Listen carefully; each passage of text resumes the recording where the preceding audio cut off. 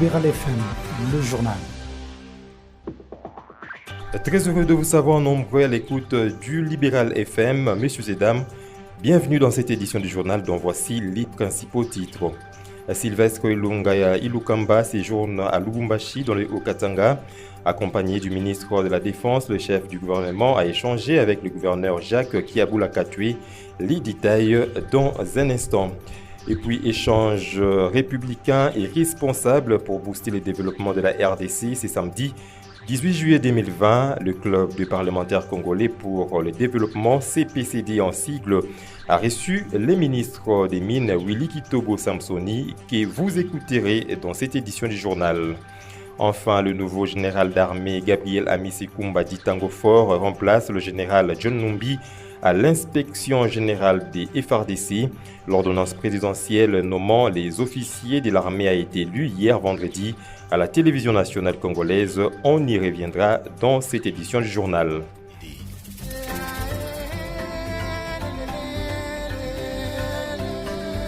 Libéral FM, le son du Congo profond. Excellentes conditions d'écoute à vous qui nous écoutez sur 94.0 MHz à Radio Bazouélé FM. Jacques Kiaboula Katoué, gouverneur du Haut-Katanga, a reçu dans son cabinet de travail à Lubumbashi les chefs du gouvernement Sylvestre Ilunga Ilunkamba, qu'accompagnait le ministre de la Défense. Je vous propose d'écouter les premiers ministres sur cette première rencontre après son arrivée. Nous sommes arrivés hier, donc il est de coutume de rendre visite au chef du lieu. Donc nous sommes venus rendre visite au gouverneur, qui est le représentant du chef de l'État dans la province. Et nous avons échangé sur la situation de la province. Mais vous connaissez mieux que moi la situation de la province, puisque vous vivez ici. Donc le gouverneur nous a fait un topo sur la situation de la province. Et nous avons échangé là-dessus. Nous allons faire un programme sur notre séjour. On va recevoir un certain nombre de responsables. Nous allons visiter des chantiers à partir de demain. Et puis, les paysages politiques de la RDC a depuis quelques semaines pris acte de la naissance du club des parlementaires congolais pour le développement que dirige l'honorable Guy Luandomboyo, sénateur élu de la Tchouapa. Après la première séance de travail avec l'ambassadeur extraordinaire et plénipotentiaire de la Tunisie en RDC, les 12 parlementaires qui composent le club ont reçu ce samedi 18 juillet 2020 à leur siège à Kinshasa le ministre des Mines Willy Kitobo. De quoi était-il question? Je vous propose d'écouter les ministres des Mines. Le club des parlementaires qui s'est organisé pour réfléchir sur le problème du développement du pays m'a invité aujourd'hui pour que nous parlons du problème du secteur de mines.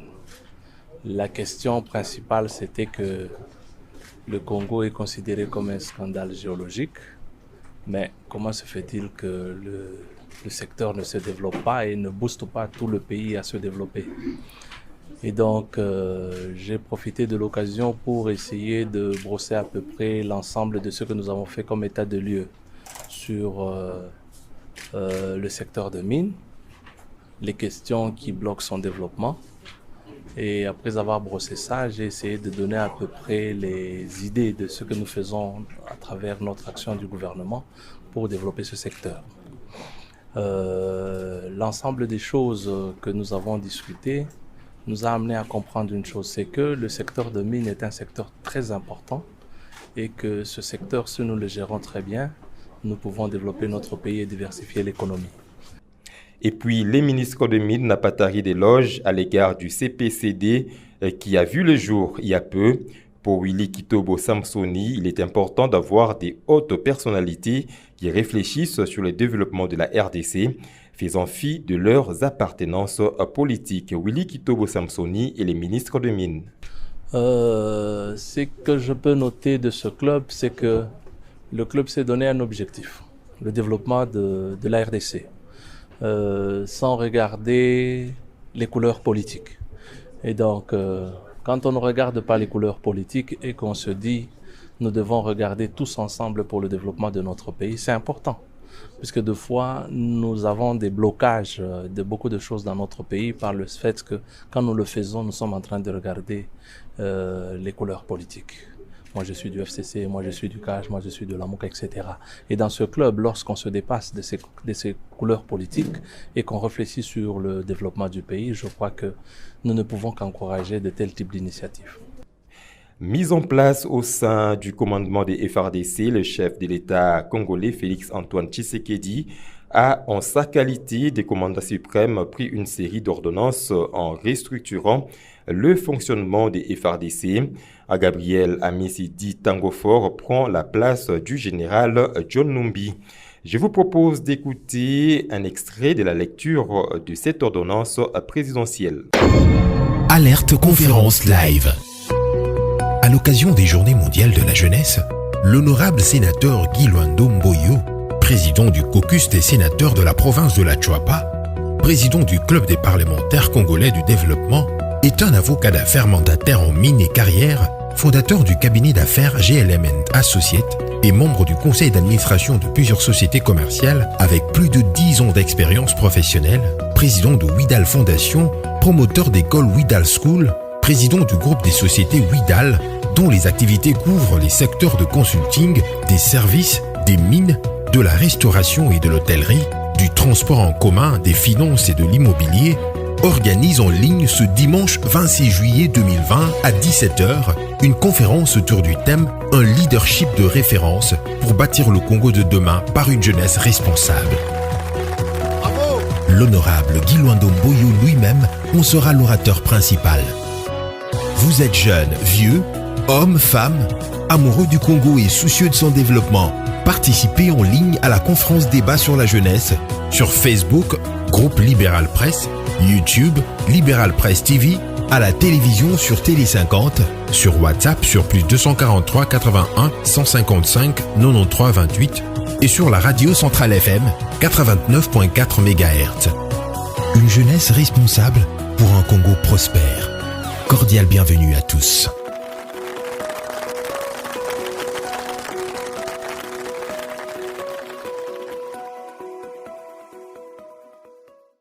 Et prenons cette information à présent en prévision des enjeux à venir. Le secrétaire permanent du PPRD, Emmanuel Ramazani Chadari, a réuni ce vendredi 17 juillet au siège national du PPRD à Kinshasa les 4 secrétaires exécutifs fédéraux adjoints de Kinshasa et le secrétaire exécutif communaux des 24 communes de la capitale. Objectif, réfléchir sur les coûts d'envoi des activités du parti sur l'ensemble du pays à partir de Kinshasa.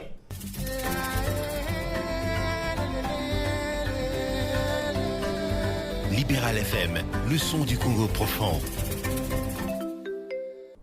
Dans l'actualité toujours, les électeurs des députés et sénateurs de la province de la Mongala condamnent les actes de violence perpétrés dans la ville de Kinshasa en général et plus particulièrement au siège du Parlement. Suivez leur déclaration. Nous, électeurs des députés nationaux, provinciaux et sénateurs de la province de la Mongala, constatons qu'à la date du 23 juin jusqu'à nos jours, il y a tentative de déstabilisation de l'institution Assemblée nationale, perturbée par des personnes bien identifiées et connues. Ces individus ont commis des actes de vandalisme et de violence en agressant physiquement les élus nationaux, de personnes administratives et visiteurs. Après l'analyse de la situation, nous déclarons ce qui suit. 1. Nous n'acceptons pas une autre forme d'élection de rue. Nous disons non aux propos diviseurs comme à la guerre. 3. Nous refusons la division tribale, surtout par des rencontres hors institution. Nous condamnons des actes de violence et de vandalisme, de pillage de biens publics et privés, ainsi que les atteintes à l'intégrité physique. 5. Nous invitons chaque citoyen à bannir la violence sous toutes ses formes, soutenir les institutions légalement installées. Rendons-nous à présent à Isiro pour parler de l'ouverture de la session extraordinaire à l'Assemblée provinciale du Haut-Ouélé. Correspondance Franck Douabo. Ouverture ce vendredi 17 juillet 2020 à Isiro de la session extraordinaire de juillet 2020 à l'organe délibéral du Haut-Ouélé. Cette session extraordinaire est sur demande expresse des gouverneurs des provinces Bassène et Nanga, telle qu'est formulée dans sa lettre du 6 juillet Koura et celle de l'Assemblée provinciale du 16 juillet 2020 du groupe parlementaire ADRP et Alliés, adressée à l'honorable président de cette Assemblée provinciale. Honorable Mandi Obey Joseph, rapporteur de cette première institution provinciale, décline ici les points inscrits à l'ordre du jour de cette session extraordinaire. La session extraordinaire de juillet 2020 porte sur les matières ci-après. 1. Les avis et observations de la plénière sur le comportement de l'honorable vice-président dans l'exercice de ses fonctions. 2. L'analyse et l'examen du projet d'édit modifiant et complétant l'édit numéro 019-03 du 22 novembre 2019 portant fixation des fourchettes d'assiettes et taux des impositions des impôts, droits, taxes et redevances provinciaux. Dans son discours d'ouverture, Afonde Afongenda Sumbo, speaker de cette chambre des élus provinciaux, a appelé l'implication de tout et chacun pour la réussite de cette session. Et de façon particulière, il a exhorté les élus provinciaux à donner les maires d'eux-mêmes pour réaliser un travail de qualité. Pour rappel, c'est depuis le 29 juin dernier que la session de mars 2020 a été clôturée solennellement, de quoi les vacances parlementaires pour les honorables provinciaux. Depuis Isiro, Franck Douabo pour Libéral FM. Et terminons cette édition du journal par cet élément. La population issiroise en province du Haut-Ouélé a accueilli avec satisfaction la nouvelle annonçant la levée de la mesure de l'état d'urgence en République démocratique du Congo le 21 juillet prochain. Franck Douabo s'est penché sur cette question. Voici son reportage. Après l'annonce de la levée des mesures de l'état d'urgence due à la pandémie de coronavirus en République démocratique du Congo le 21 juillet prochain, la population isiroise en province du Haut-Ouélé s'est dit satisfaite d'apprendre cette nouvelle qui, d'après cet habitant approché par notre rédaction, l'état d'urgence est à la base de la dégradation du tissu économique et social du peuple congolais. Nous avons appris avec satisfaction la levée de l'état d'urgence d'ici 21 juillet du mois en cours. L'état d'urgence, ça a changé notre mode de vie. Donc, il y a des conséquences, notamment sur les plans économiques. Donc, aujourd'hui, il y a inflation monétaire. $1 qui s'est changé hier à 1700 francs, aujourd'hui, c'est à 2015 francs. On ne sait pas si demain, on sera dans le 2500. Il y a également l'augmentation des prix des premières nécessités sur le marché. Mon frère journaliste, une tôle, hier, ça s'achetait à 12 500, mais aujourd'hui, une tôle, ça se va à 20 000 francs. Et demain, je pense que ça sera à 25 000 francs. Les églises sont fermées, pas d'activité sportive. Nous sommes satisfaits parce que bientôt là, nous allons reprendre notre vie habituelle. Isaac Degba, parent de son état, salue lui aussi cette nouvelle et pense que la levée de l'état d'urgence va permettre aux élèves de reprendre le chemin de l'école pour achever cette année scolaire. C'est une mesure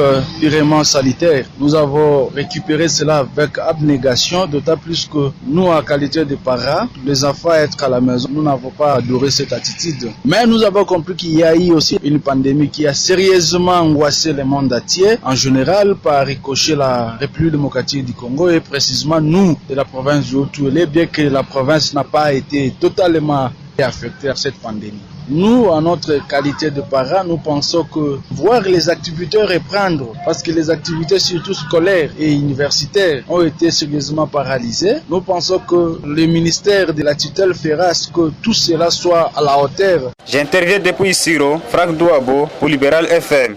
Voilà, mesdames et messieurs, c'est la fin de cette édition du journal. Pour ceux qui nous ont pris en cours, voici le rappel des titres. Le chef du gouvernement Sylvestre Ilunga Ilunkamba séjourne à Lubumbashi. Il est accompagné dans cette mission officielle du ministre de la Défense nationale. Et puis les 12 parlementaires qui composent les clubs des parlementaires congolais pour le développement CPCD en sigle ont échangé ce samedi 18 juillet 2020 à leur siège de Kinshasa avec le ministre Willy Kitobo. Vous avez écouté les ministres dans cette édition du journal. Enfin, la mise en place au sein du commandement des FRDC est connue. Elle a été rendue publique lors de la lecture de l'ordonnance présidentielle y afférent à la télévision nationale. Mesdames et messieurs, merci pour votre fidélité à la radio Libéral FM à Kinshasa et à Mbandaka. Ce journal a connu les concours rédactionnels de Flavien Tepa, Ika Miongo, Nestor Ngeleza et Franck Douabo. En leur nom et au mien propre, je vous dis merci de l'avoir écouté. Bonne suite des programmes sur Libéral FM. Ce journal vous a été offert par Widal Fondation, tous ensemble pour l'épanouissement de tous.